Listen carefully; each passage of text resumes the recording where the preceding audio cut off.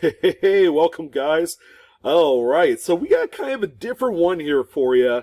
Yeah, we're going to talk about five of the craziest, stupidest, dumbest, weirdest U.S. coin errors that ever existed on U.S. coinage.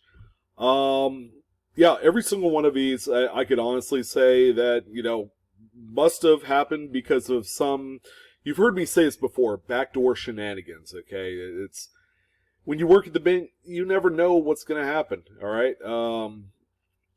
You have people that like to experiment with different things, and obviously a few of those that are on the list. Certainly fit that profile of a coin that it should not have happened. But yeah, we're doing something a little bit different on this video compared to any other video that I've ever done. I mean, this is silly, lighthearted.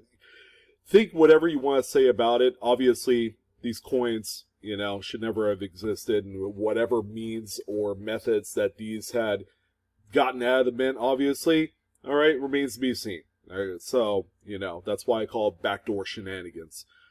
So if this is your first time here, as always, welcome. Feel free to subscribe to my channel. Of course, all of the extra support that you throw my way is greatly appreciated during this kind of weird time that we're in.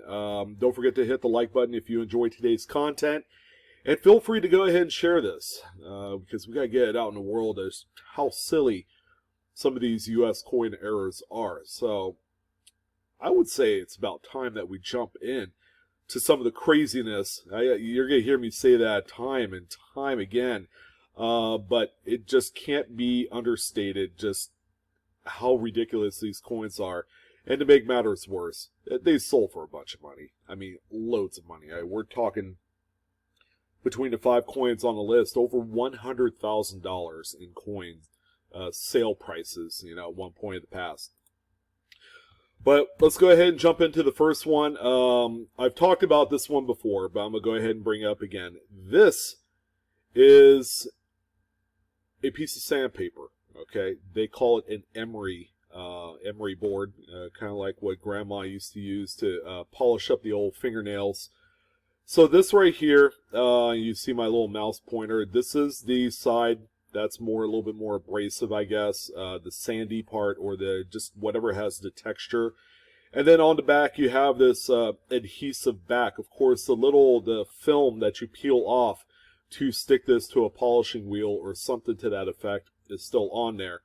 So how in the world did this happen? I really don't know. I mean, you would be absolutely blind if you saw this unused sanding disc fall into a striking chamber where they're minting beautiful, just high quality silvery eagles. All right, so this one right here is a PCGS certified genuine example, obverse struck on Emery disc. So generally, I would say, okay, I suppose it could happen. All right. This piece sold for $11,212.50, but guess what? This particular auction is two items in one. So what's that other item? Oh, it's the coin that the Emery disc was struck over. Crazy. Now, this smells very much like backdoor shenanigans. You would either find one or the other, but to have the mated pair of both the sanding disc and the host coin, in which it was supposed to have a perfect strike on there, when they come together in one listing. Oh, come on, guys. I mean, seriously. I mean, don't even ask. Again, how these enter the marketplace. Just appreciate them for how stupid they are. I mean, that's really what it comes down to. So the next coin that we're going to talk about looks like a general basic Washington quarter, okay? There's really not a whole lot that you could say other than the fact that it looks a little weird. It looks like it was struck on a completely different foreign metal, which can happen. All right, back in the day, the U.S. mints used to produce coins for not only the U.S., but for other countries as well. However, this is a 1983 Washington quarter that was struck on an amusement token. Okay, a token that was made and designed for like arcades and carnivals and all that great stuff. I mean, look on the side with George Washington's face on it. Okay, it says, "This is my lucky day." You could see that clear as day. And furthermore, you could see the big old gnarly kind of like toothy edge right here. That's what they call denticles, by the way, in coin speak. But this thing is nutty. Okay, so first of all, the U.S. Mint does not produce amusement tokens. Okay, let's make that absolutely clear. There's a number of different third-party vendors that actually take care of this kind of work. But how did this end up in a batch of quarter blanks? All right, it didn't. Okay, this is a backdoor, silly, stupid job. And there you go. This is the byproduct, the end product, so to speak, of what you get. Okay, which it looks neat. Don't get me wrong, but it is a mint error, but it was helped along, I guess. So this one right here, graded NGC Mint State 65, as you can see on the label. The coin actually looks better in this photo than the previous, but anyways. $15,862.50. By the way, every single coin on this list sold on Heritage Auctions. They seem to have the sniffer for finding some of the weird and most bizarre error coins. But yeah, this one sold back in 2014 for almost $16,000. Yeah, pretty crazy, I would say, and just downright ridiculous and underhanded are all words that I would describe this particular coin.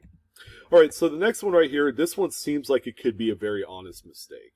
All right, so in this case, we have a coin, a 1920 Buffalo nickel. Well, part of it, anyways, it's off-center struck by quite a bit. I believe like 40% from the actual listing is what they keyed in on the actual off-center spread. But that's fine. Okay, there have been a number of Buffalo nickels, Indian head cents, all of the early 20th century type coins at one point or the other have had off-center strikes in varying degrees. All right, so really, the off-center part of it, I'm really not questioning. But what I am questioning is the fact that this was minted on a cent planchet, a bronze, 98% copper blank. All right, so how can you miss something like this? I know it's a period of time where the economy was kind of like rebuilding for a short period after World War I. And then, of course, it's, 8-9 years later, you had the Great Depression, so that the quality was not that bad in 1920. But how can you miss a coin that was struck on a cent, number one? Number two, off-center. All right, you would have noticed that. The machine would have went bonkers, and you would have heard nasty, weird scrapes and various other ungodly noises coming from that thing as it's mass-producing just one error after another. So, you have this coin here that was struck on not only a cent planchet, but off-center as well. So, the coin graded PCGS Mint State 64 Brown, I mean, it's about as new as you would normally expect for a coin to come off the presses. This one right here sold for $17,250 August of 2007. Pretty much guaranteeing, because I haven't seen another one like it, guaranteeing that it is a one-of-a-kind. This is certainly a unique error. All right, so this one is just downright bonkers. All right, so I'm a fan of what they call, I guess, double denomination coins. All right, a cent struck on a dime, a quarter struck on a $half, things like that. Usually when it goes in reverse from, I guess, a bigger coin being struck on a smaller coin, makes a little bit more sense. But when you're going the opposite direction, where you have a Lincoln cent struck, obviously, on a much bigger coin, okay, the number one, I guess, question is, what happened to the collar?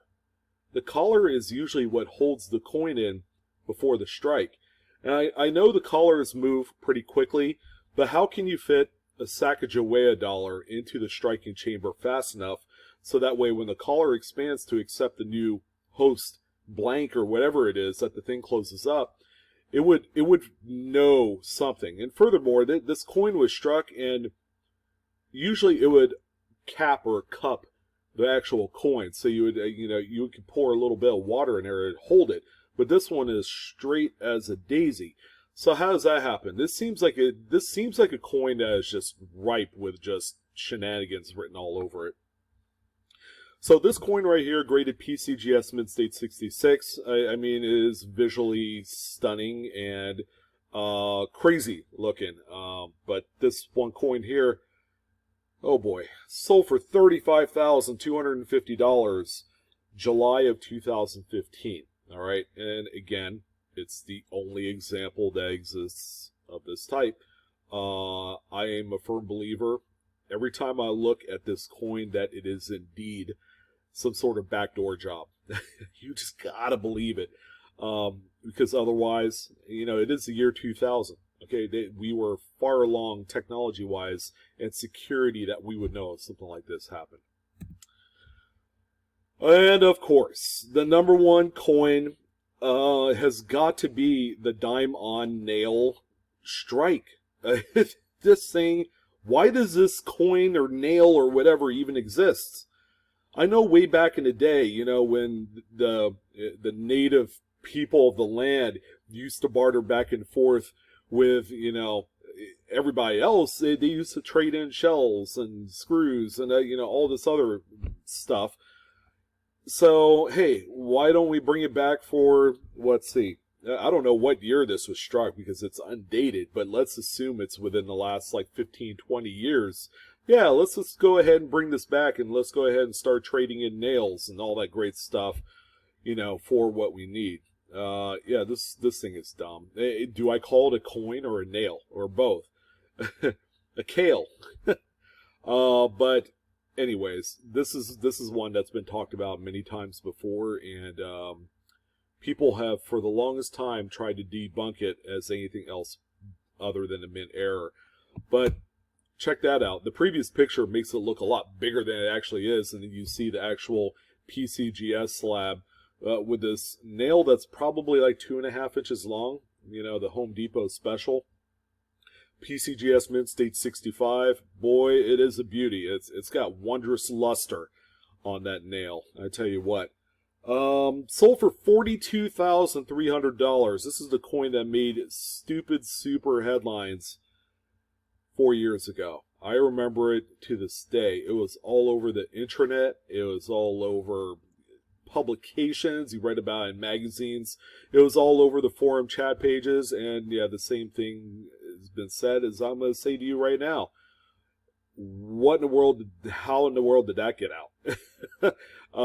There's just absolutely no way. With the stringent, just absolutely locked down security procedures at the U.S. Mint, there is no way that this thing could have gotten out. But I don't know. I defer to the professionals on this one. This is the most ridiculous and egregious U.S. Mint error in history, ladies and gentlemen. And that's it. Top 5 for you. Thanks again for watching. Always appreciate the extra support and views. Like, share, subscribe, hit that bell for instant notifications like you always do. I'm your host, Sean, with Blue Ridge Silverhound. It was a pleasure talking up a little something different these days. Kind of throw out there a little bit of a comedy relief to get you through your day. As always, appreciate all the support. Coinaholics, we're discovering together. I always say that. It couldn't ring any truer than it is today. So you guys take care. Enjoy searching for your next big treasure. And try and not get nailed. Yes, I said that. Have a good one.